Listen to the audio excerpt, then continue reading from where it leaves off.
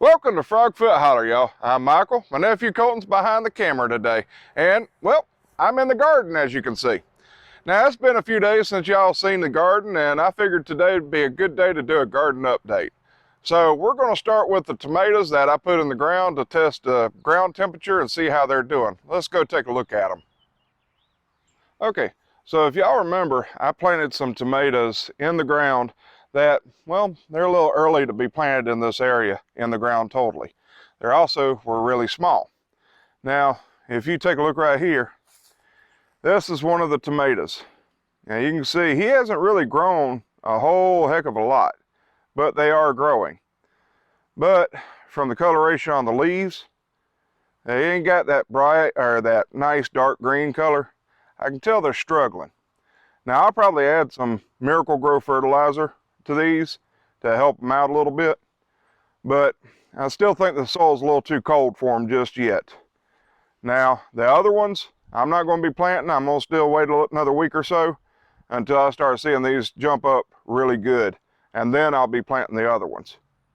Now, well, it looks like I'm going to have some English peas. Now you can take a look right here. They got flowers right here. They're doing real good. And these flowers will eventually turn into peas. But all the peas are starting to flower off, which means that I got them in the ground soon enough, thankfully. Now, the weather around here, because of the grand solar minimum, has been, well, let's say weird. So the ground is cooler than it should be at this time of year, yet the weather has been hot, then cold. Hot, then cold. The other week it was 90 degrees out here. And then one day it decided to be 70 degrees. And I about froze, y'all. Man, you get used to 90-degree weather and then all of a sudden the next day it's 70 degrees. Whew, I almost needed a jacket for that one. But it's one of those things you have to deal with as a gardener. You ain't gonna have the same conditions every year. Now I also want to talk about this. Y'all see the weeds that are growing right here? Now y'all know that I went through and de-weeded all this, and me and my nephew, we got almost everything pulled up from between the peas. And it's just one of those things where you got to moderate what you're doing with the weeds. You can spend your time and get all the weeds out the garden possible, come around the next day and you have weeds again. It will drive you bonkers, especially when you're doing in-ground gardening like this, because there's just so much. Now you can use silage tarps and you can use different methods to get rid of the weeds, but the way I do it, I just kind of let the weeds grow to a certain point and then I pull them out just to make sure they don't choke out the plants themselves.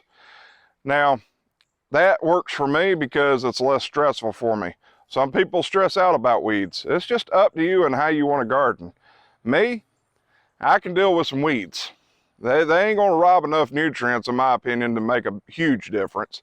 The biggest thing is you gotta make sure they ain't gonna choke out the plants. So guys, yeah, me and my nephew were bad boys. Not in the goat form, bad, but just bad. Now, the other day when we were weeding the onions and we were supposed to weed the lettuce and we were supposed to weed the onion beds, it started raining on us. And yeah, we only got one bed of onions weeded, which actually in the long term actually kind of works out. Now see, y'all can see this onion bed right here. And I've been pulling out some of the bigger weeds and stuff like that as time goes through. But this bed and my lettuce bed right here are both going to be something else. So both these in the near future are going to be disappearing. All the onions, all the lettuce, all the spinach, and maybe the beets, I'm not sure. I like beet greens, so I don't know if I'm gonna eat them for beets or if I'm gonna plant around the beets and let them grow up a little bit bigger. But we're actually gonna be getting rid of those.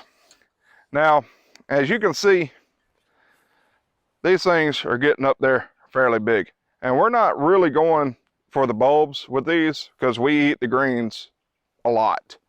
And with my lettuce, spinach, and beets right here, you can see how I've been thinning them out right here, I just cut every other one like this so these can get bigger. And same with the spinach. Over here, we have my peppers. Now y'all can see that they're kind of a light greenish color, which I believe is soil temperature more than anything else. Now, my soil temperature is still a little cool, and I think it's just the time of year, and well, with the grand soil minimum, I'm thinking that has something to do with it. Most likely has something to do with it. Probably good bit, yeah. But I also will be adding some more nutrients and everything to them. Now, all my peppers, I got 45. I got 5 varieties, 9 of each one. 45 pepper plants. That's a lot of peppers. A lot of peppers. But we're going to do something with them. I'm not sure if I'm going to sell them or if I'm going to make pepper relish out of them. Pepper relish, yum. But we're going to do something with them. Now, let's go take a look at my squash, y'all. I'm so proud of my squash. Let's go take a look at my squash. We're at my squishy squash, my squishy squishy squash. All right, so guys, I'm already starting to have squash come on. And this right here is a 1-ball squash that my nephew's trying to get real close to so y'all can take a good look at it. And so that's a really good sign. That means it's producing the way it should be. Now, all these other squash, they're doing really well. Now, these two right here, this one and this one, oh wait, it was this one and this one. Sorry, wrong two. This one and this one were actually protected by cinder blocks during really cold weather, and it worked. It's a shocker, but it worked. The biggest shocker are these two. These two are the ones that were protected by firewood. It worked. Another big shocker. But hey, let's go take a look at ones that were almost completely dead. These literally were almost completely dead. Like dead. Very bad dead. Now, as you can see, some of these are already starting to produce squash a little bit. So they're doing good too. And I'm gonna be feeding some extra nutrients. I'm still babying them a little bit, but they're getting to a size now I really don't have to worry about that babying so much. Now, I have collards still. These boys right here are big old collard plants that have bolted, which means they flowered. And I'm planning to get the seeds from these and plant them next year. Because they say with your heirlooms, you collect the seeds from them, the next year you plant them, they're actually used to your soil. So that way they grow better each time. So every year you collect them, the better they grow. Now, I don't know if my nephew can zoom in on some of these bees here. He's trying to track them down, y'all. He's like looking out in a safari. But I got regular bees. I got some honey bees in here. He's lost, y'all. He's trying to find them. You should see him right now. But we got all types of bees. Let's see if I can find you a honeybee. There's one right in front of him. They've all gone behind the collards. Here you go. Here you go. One right there. One right there. There he is. Can you get him? The flowers are hiding him. There's another one right here. See? Guys, honeybees in your garden is an excellent sign. This is actually one of the first years I've seen honeybees like this. These are my taters. And as you can see, they're doing really good. Now these guys right here are about 2 weeks older than my teeny tiny tater patch. Teeny tiny tater bed, there we go. Now these are 2 weeks older, and I ended up, well, we had a bad cold snap, and I wanted to see what kind of cold tolerance they could have without actually dying. And these came close. I was pretty stupid on that one, y'all. But I know that they can handle it and can come back. With a little bit of loving and a little bit of nutrients at a little bit at a time, they came back right nicely. I expect these to actually flower off here probably within the next couple of weeks. Now, remember, Les, flowers on your taters are good, not bad, good. All right, so we're gonna do a little magic trick here and jump to my teeny tiny tater bed. Teeny tiny tater bed, teeny tiny. Let's just do the magic. 1, 2, 3. Don't you just love magic? All right, so we're in my teeny tiny tater bed, and these taters are actually a couple of weeks behind my other taters.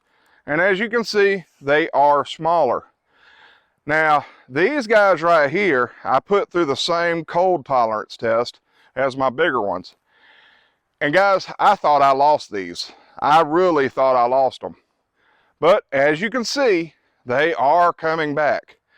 Again, in time, things can work out if you give patience, nutrients, and love to your plants.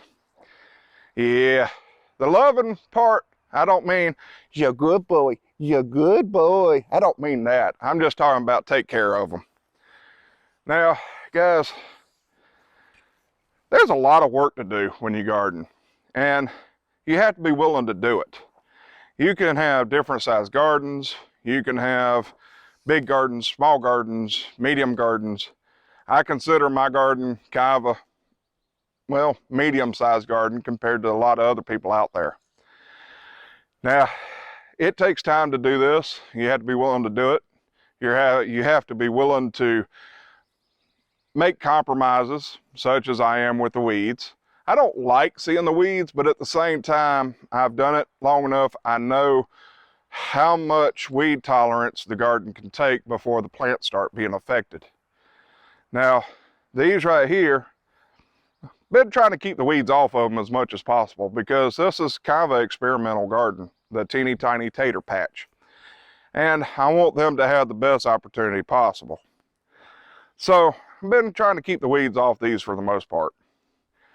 Now guys, if you're gardening, take your time, be patient, and don't get garden envy of other people's gardens, because that can cause you to not want to garden. I look at other people's gardens, like, hey, you got Danny and Wanda over there at Deep South Homestead. Good gracious alive. They got a garden and a half, y'all, and they have the knowledge to back it up. I love listening to them. I love watching them to gain knowledge from them. You got Les, a Lone Star Pioneering.